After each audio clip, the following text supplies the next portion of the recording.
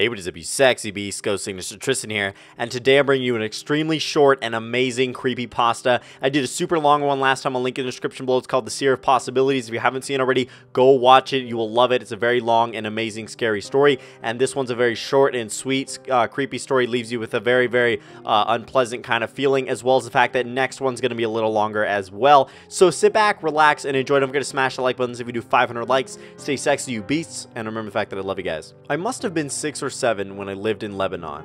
The country was ravaged by war at the time, and murders were common and frequent.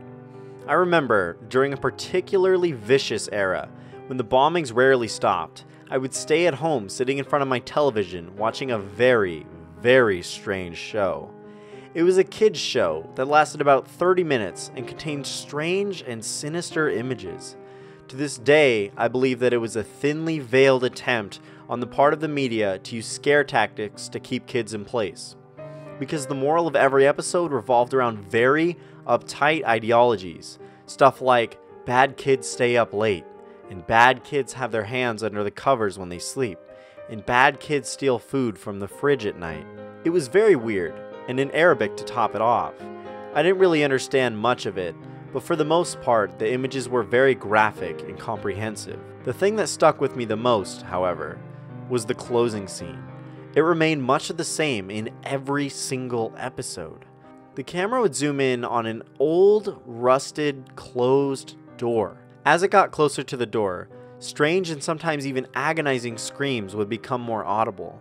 It was extremely frightening, especially for children's programming.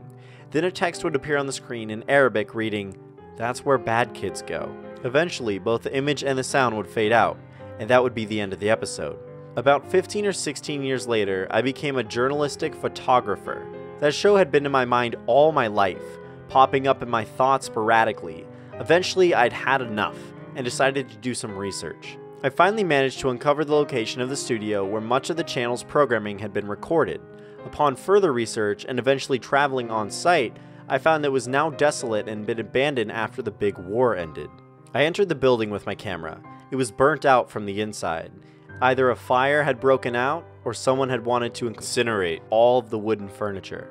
After a few hours of cautiously making my way into the studio and snapping pictures, I found an isolated, out-of-the-way room.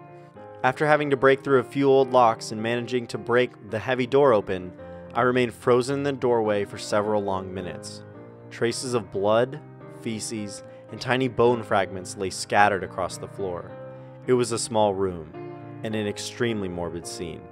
What truly frightened me, though, what made me turn away and never want to come back, was the bolted, caged microphone hanging from the ceiling in the middle of the room.